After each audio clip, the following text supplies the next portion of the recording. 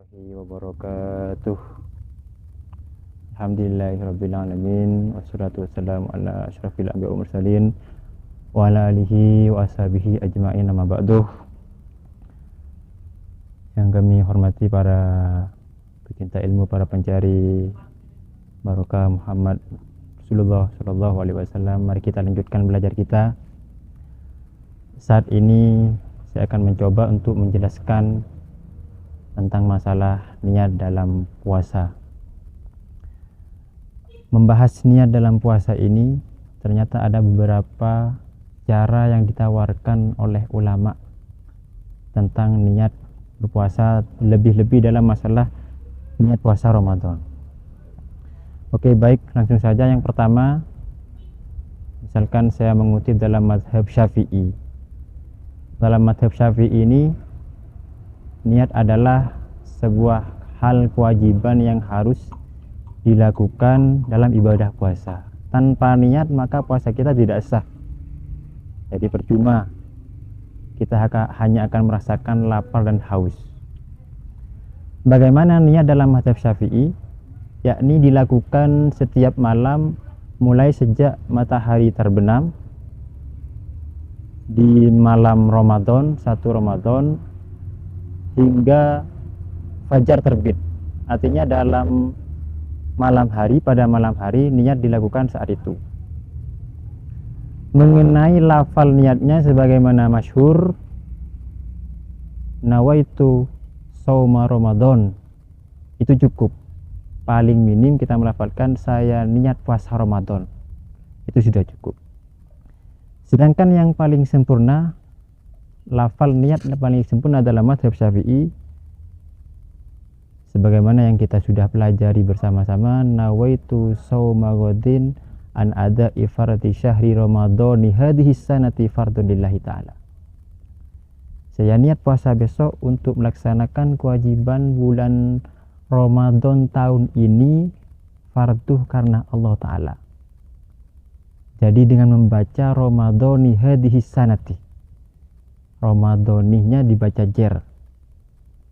Saya niat puasa besok untuk melaksanakan bulan kewajiban puasa tahun ini, bulan Ramadan tahun ini, fardu karena Allah Ta'ala.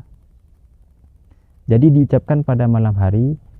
Kalau misalkan kita lupa niat pada malam hari untuk puasa Ramadan, maka puasa kita tidak sah. Jadi percuma, karena niat wajib dilafalkan setiap malam versi madhab Syafi'i itu sendiri.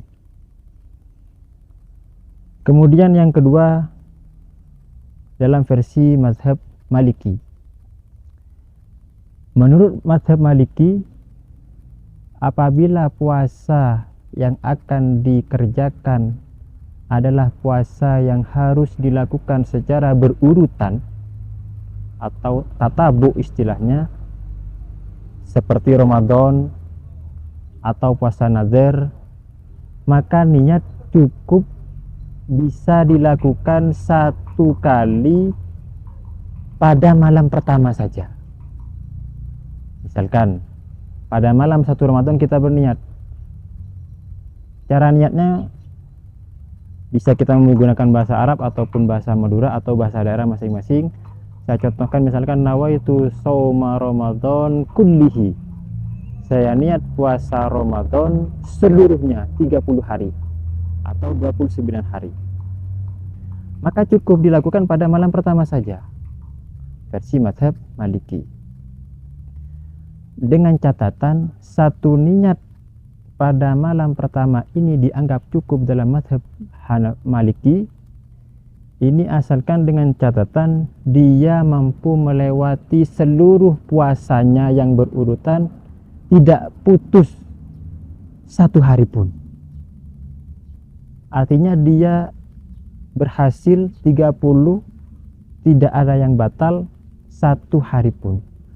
Apabila misalkan satu hari dia batal atau tidak berpuasa dalam satu hari karena haid atau sakit, maka niat yang pertama hangus. Artinya bagaimana?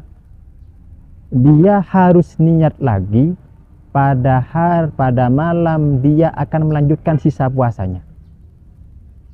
Jadi niat yang pertama hangus, kemudian niatnya nanti diulang pada malam dia akan berpuasa esok harinya untuk sisa puasanya. Itu menurut dalam mazhab Maliki.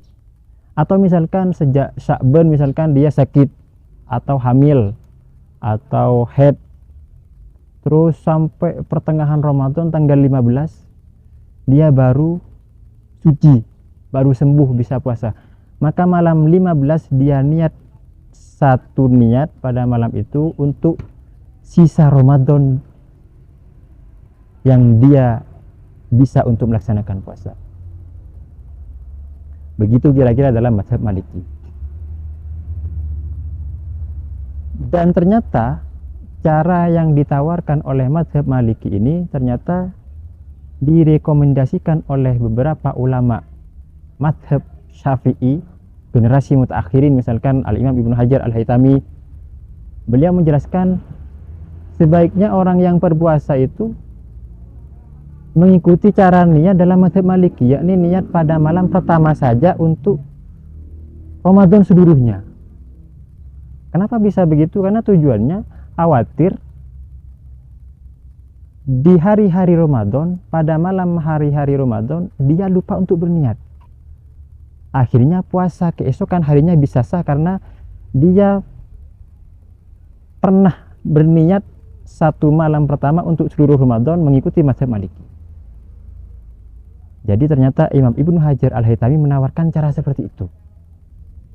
Khawatir kita terlupa tidak niat pada malam hari.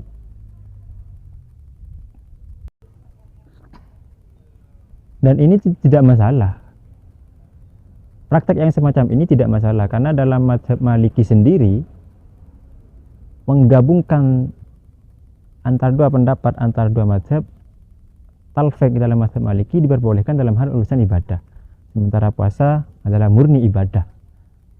Tidak masalah kita mengikuti niat dengan cara mazhab Maliki. Dan memang ada metode bahwa amal ibadah kita yang dilakukan, amal ibadah yang kita lakukan selama masih sesuai dengan salah satu pendapat ulama dalam mazhab tertentu, maka ibadah kita tetap dinyatakan sah. Meskipun di dalam mazhab ulama lain ternyata tidak sah. Jadi andaikan kita lupa untuk berniat pada malam hari, sementara kita telah niat pada malam pertama Ramadan untuk seluruh Ramadan, ibadah kita tetap sah. Karena dalam mazhab Maliki praktek yang seperti ini dinyatakan sah. Akhirnya tidak masalah kita meskipun tidak niat, asalkan pada malam pertama kita telah berniat untuk seluruh Ramadan.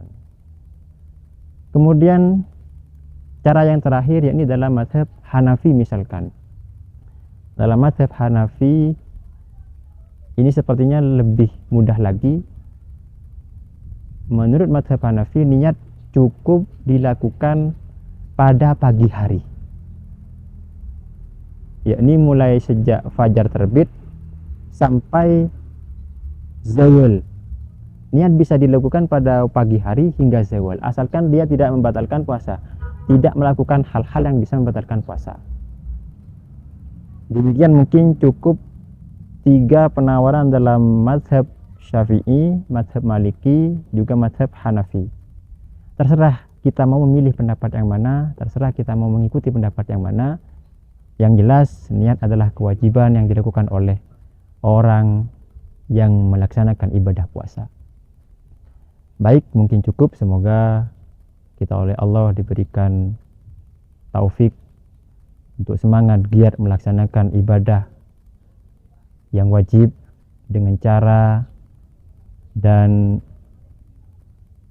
teori yang sesuai dengan aturan yang ditetapkan oleh para ulama, yang mengistimbat, yang mengambil dari dalil-dalil hadis dan Al-Quran.